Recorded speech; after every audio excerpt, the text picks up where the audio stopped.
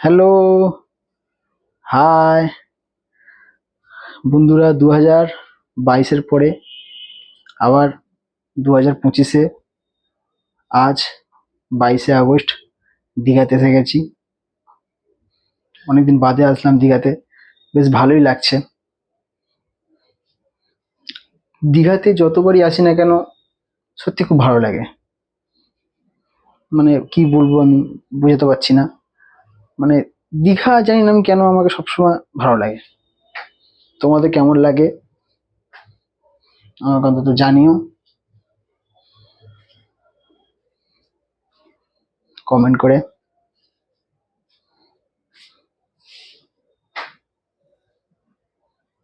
এটা আমার বেড।